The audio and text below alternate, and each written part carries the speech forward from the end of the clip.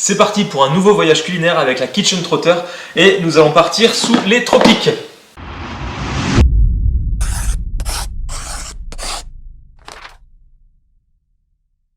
Première chose qu'on remarque quand on découvre cette Kitchen Trotter, c'est le packaging qui a changé et le suspense est déjà fini. Il y a marqué la Martinique sur le côté de la box, donc on va s'empresser de découvrir les différents produits qui nous ont été sélectionnés pour ce voyage en Martinique.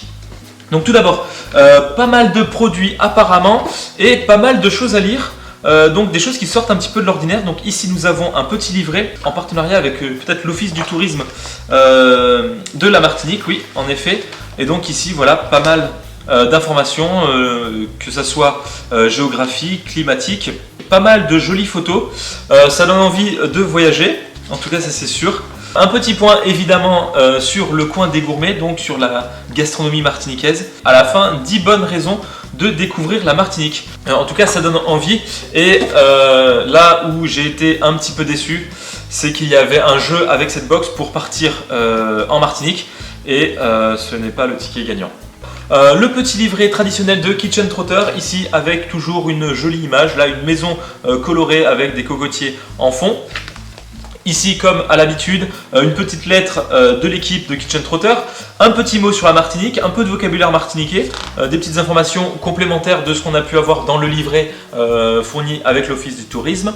Le chef du mois qui a préparé les différentes recettes pour ce mois direction Martinique et les différents produits.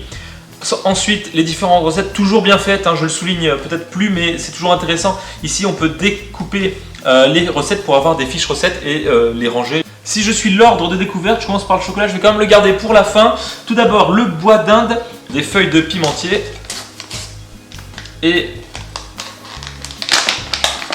Ah oui. Donc ici, nous avons des feuilles qui peuvent s'utiliser dans de nombreux plats. C'est quand même bizarre quand on voit ces feuilles. Ça donne pas forcément envie de les mettre dans la cuisine. On pourrait l'utiliser dans des plats, dans des soupes ou en sauce, broyée ou entière. C'est entre la cannelle, un petit peu le clou de girofle et je dirais un peu le basilic. Ensuite, nous avons quelque chose, encore une fois, d'apparemment très typique. C'est des épices sauce chien. Donc c'est un mélange de différentes herbes et qui pourrait accompagner des viandes, des poissons, des crustacés, même des crudités. En tout cas, à l'odeur, c'est juste génial. C'est entre le persil, l'ail, l'oignon. Je sais pas exactement ce qu'il y a dedans, il n'y a pas marqué les ingrédients. Ah si, pardon. Ah non, c'est écrit, c'est grand ou petit. Ingrédients, oignon, ail, persil, piment. Voilà, c'est ça. Et c'est même pas mal à manger comme ça. Faut peut-être pas que je le fasse tout ça à chaque fois parce que quand je vais tomber sur des piments, ça va sentir. Donc voilà, ça dans des soupes. Par exemple, une soupe à l'oignon, ça irait super bien. Ensuite, un produit incontournable, en tout cas dans l'image qu'on se fait de la Martinique et de la cuisine martiniquaise, c'est de la pâte à Colombo qui s'emploie dans de nombreuses recettes. Donc ici, c'est de créole facile. Et dedans, qu'est-ce qu'il y a principalement? Donc de l'huile, des épices à Colombo, c'est-à-dire coriandre, cumin, fenouil, carvi, laurier, curcuma. Voilà, il y a un peu ces notes qu'on pourrait retrouver de curry, sans être piquant. Hein. Voilà, c'est la pâte à Colombo, ça n'a pas l'air d'être piquant du tout. Donc là, nous avons déjà deux épices qui sont ce que j'appellerais des épices très faciles. C'est qu'on peut accommoder avec de nombreux plats, que ce soit différentes viandes ou différents légumes. Vous faites un peu n'importe quoi, vous mettez ça dedans et ça ne peut que être bon. Voilà, donc ça, c'est que demander de plus, vraiment. On va passer aux produits sucrés de cette Kitchen Trotter. Et ici, nous avons une préparation pour blanc manger. J'en avais déjà entendu parler, c'est un genre de flan sans œufs. Et ici, il est à la banane. Donc à l'intérieur, nous avons de l'amidon de maïs, de la banane, de la gélatine, sucre et arômes. Plusieurs saveurs. Donc c'est quelque chose qui est assez simple à préparer. Et donc nous avons ici de la préparation pour faire 1 litre de ce blanc manger, enfin 1 litre de lait qu'on peut rajouter. Je pense qu'en rajoutant des morceaux d'ananas caramélisés au fond, ça peut pas être mauvais, même au contraire des fruits frais, que ce soit de la banane, vous pouvez rajouter un peu ce que vous voulez, ou même peut-être rajouter des, je sais pas, moi je pense que des noix ça irait super bien là-dedans. Enfin bon, je m'égare. En tout cas, un dessert facile à faire. Il fallait bien que lors de notre voyage en Martinique, on parle du rhum. Donc nous n'avons pas de punch dans cette Kitchen Trotter, mais nous avons des bonbons au vieux rhum. Apparemment, ça a consommé sans modération. Alors déjà, je vais en goûter un. Non, mais j'ai toujours un problème avec les ouvertures. Donc ici, on a quoi? On a une dizaine de bonbons. Voilà, Martinique, l'île au rhum. Rhum agricole. Mais après, je les aurais dégustés à l'aveugle. Je pense pas que j'aurais pu dire c'est des bonbons au rhum. C'est des bonbons, bah, ils sont bons, mais... Ah, ok. Si, autant pour moi. Oh, il y a un cœur fondant à l'intérieur, et on sent l'alcool maintenant. En gros, c'est pas l'alcool du Mon Chéri, c'est un rhum avec le sucre qui se marie très très bien. Ça apporte une toute nouvelle dimension au bonbon, en deuxième goût une fois qu'on l'a croqué. Franchement, une très bonne découverte ces bonbons. Et voilà, donc le rhum, il est présent, il est au centre, et il y a ce cœur liquide qui, une fois qu'on croque dedans, qui réchauffe toute la bouche, c'est quelque chose d'extra.